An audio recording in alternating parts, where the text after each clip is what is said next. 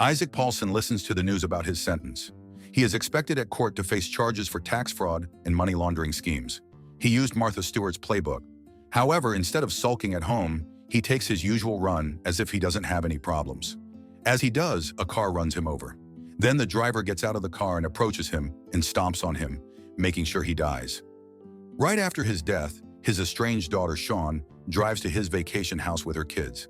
It's the weekend, so Jasmine and Glover would rather be someplace else other than the old man's house. As soon as they enter the gates, the kids are surprised to find out that their mother's childhood home is a mansion in the middle of a vast estate. He had that P. Diddy money. When Shaun gets inside, the alarm system goes off, even though she used a key to open the door. She asks Jasmine to turn the thing off, so Jasmine quickly resets the system. Then Shaun answers a phone call from the real estate agent who handles the property, Maggie. She talks about coming over later that night so they can talk about the house and have it on the market by next week. Shaun needs her kids' help to get the house ready, so she tells Jasmine not to use her phone too much. The mansion is so massive that it takes a while for Shaun to find Glover. She notices the windows look different from what she remembers and figures that her father must have gotten paranoid as he got old. She eventually finds Glover in the control room, checking out the live feed from security cameras all over the property. He says that the windows even have polycarbonate shields and the house has interior motion detectors, and everything is controlled using a remote. It's already getting dark when Shaun calls her husband, Justin, to check on him.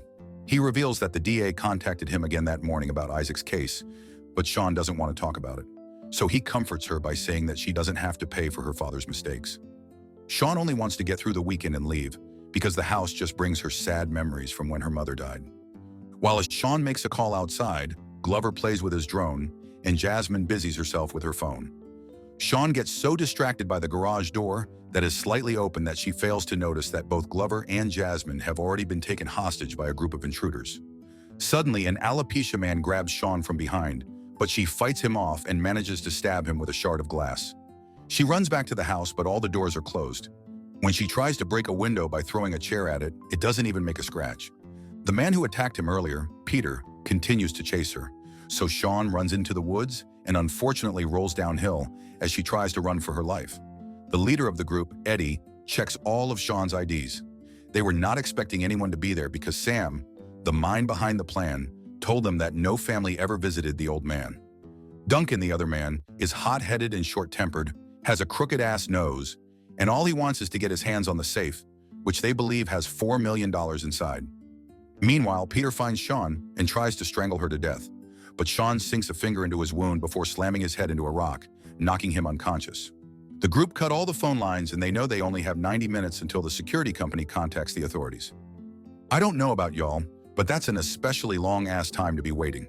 They have to act swiftly, so Duncan suggests they kill the kids because they have already seen their faces. But Sam insists that he only wants money and that killing is not part of the plan. When Shaun contacts the group, Receding Airlines Eddie tries to convince her to come inside if she wants her kids back. He even lets Jasmine talk to her mother just to earn their trust. But Eddie has already sent Duncan outside to take Shaun. Luckily, she has already left when he arrives. Peter explains that the other guys are the real deal. He warns Shaun about them and even convinces her to let him go, and in exchange, he'll help her out. The kids are taken upstairs and Sam makes sure they won't be able to get out. Shaun notices the gates open for Maggie, and she can't even warn her because Duncan is just nearby. Maggie is unaware of the situation, expecting to be greeted by Shaun so they can talk about selling the property. Eddie opens the door and introduces himself as Mark, Shaun's friend. He says that Shaun is out on an errand and Maggie is free to stay inside and wait for her if she wants to. Maggie almost accepts the offer until she sees Shaun's bag on the table. She senses that something isn't right, so she says bye Felicia immediately and makes her way to the car. She's already calling for help when Duncan shows up and slits her throat. Jasmine realizes the gravity of the situation, so she thinks of contacting the police, only to be reminded that the phone lines are all cut off. Sam is angry because a person died that night, so Duncan shows them Maggie's phone to prove that she was already calling 911 to make a report. He knows that if they leave any loose ends, they're facing life in prison. Even Eddie is quite disappointed with Duncan's rash actions because they lost their chance of gaining Shaun's trust. They are running out of time, so the group starts to look for the safe. When they can't find it, Sam starts to doubt the information he got from Isaac's assistant. He wants to walk away because Shaun might call the police while they are still inside. But Duncan knows that Shaun will not leave without her kids. He explains to Sam that Isaac liquidated his assets and that he likely hid it in the mansion. Shaun lures Sam outside and then scares him away using fireworks. Sam is terrified because he thinks those are gunshots, so he crawls back into the house. Then Shaun breaks the lights outside and shuts down the electricity of the entire house. While Sam is looking for the breaker box, Shaun takes the chance to go inside. But Eddie is in the control room, and the motion detector just notified him of some movements in the kitchen. He immediately looks for Shaun, unaware that she only used Glover's drone to lure him out of the control room. Meanwhile, Jasmine uses the air vent to get to the other room. Glover wants to go with his sister, but Jasmine insists on going alone. The bedroom is trashed already when she gets there, and it's impossible to find her phone. She thinks it's over when someone grabs her from behind, but she's relieved to see that it's her mother. The power is back, and Shaun knows she has to move quickly. She learns that the group is still trying to open the safe, so she comes up with a plan and sends Jasmine back to the other room to join Glover. Jasmine makes it to the other room the same time Duncan walks in to check on them. She denies knowing where her mother is, but reveals to Eddie that she can help them find the safe. That's enough for them to let her out of the room, and she doesn't hesitate to lead them to the location of the safe. When she fails to give them the combination, she and her brother are taken to another room. Sam doesn't want to kill the kids because that's not part of their plan to begin with. He insists that killing the old man is different. He was under investigation by the DA, and if he confessed about the money, the DA would have taken it, which made killing him necessary. Shaun contacts the group and asks them to meet her outside. Even though Eddie walks out of the house alone, Shaun is well aware that the other two are watching her closely. She asks them to show their faces before negotiating the release of her kids in exchange for Peter. She knows that the gang won't be able to open the safe unless they have him. To her surprise, Eddie starts shooting Peter until he's dead. Shaun is lucky enough to not get shot, and she quickly runs into the woods to hide. Eddie then takes the memory card from Peter before returning to the house. It turns out that Peter was the one who wrote a new code that will disable the safe's security lock, and all they have to do is see if it will work. Sam is surprised when the safe opens, revealing stacks of money inside. They start packing the cash in their bags while the kids are left tied up in a bedroom. Eddie orders them to take all the money before burning the house down. White men stealing generational wealth from a black family got my blood boiling. Sam begins to doubt himself. He doesn't even want to work with Duncan because he thinks he's a full-blown psycho, willing to kill kids if he needs to. He tries to run away with the money, but Duncan and Eddie catch him before he can leave. Meanwhile, Shaun manages to get on the roof and see her kids through the skylight. While she's trying to get inside, Duncan attacks her without mercy. The kids manage to free themselves, and when Eddie notices that they are gone, he starts looking for them. Jasmine fights back and stabs him, causing him to drop his gun. Glover picks up the gun, trying to copy some rap music video he saw, and pulls the trigger, but misses. Shaun continues to plead for her life and her children's safety. However, no matter how much Sam tries to convince Duncan not to kill Shaun, Duncan has made up his mind and even threatens to kill Sam if he refuses to cooperate. Shaun moves fast, slamming her body on Sam as she jumps off the roof.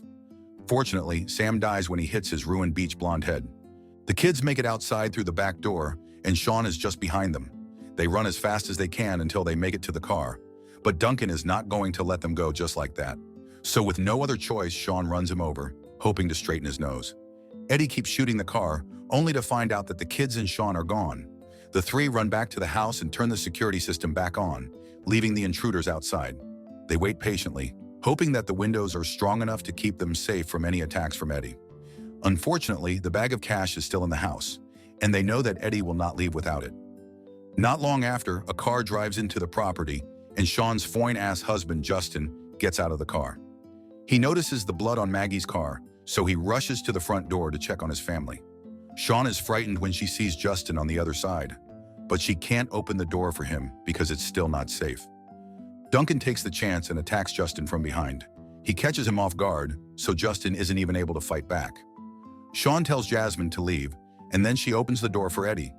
She takes a bag filled with cash and pours gasoline all over it, threatening to set it all on fire if Eddie provokes her. He has the gun, but all will mean nothing if the money catches fire, so he throws it away just like Shaun asked.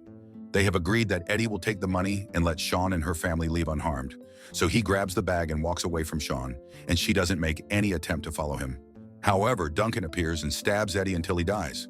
Shaun tries to escape, but Adrian Brody's nose doppelganger is so much faster and stronger than her. She remains helpless as he continues to beat her up. Jasmine remembers her father and decides to go back for him, unaware that Duncan is already planning on taking advantage of her. When Jasmine tries saving her mother, Duncan turns his attention on her. Shaun tries to reach for the gun, and when Duncan comes close, she stabs him to death. Finally, when everything is over, Shaun reunites again with her entire family.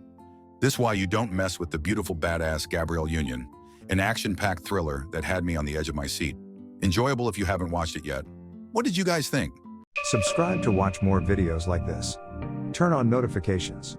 And leave a like, it really helps the channel out. Thank you for watching.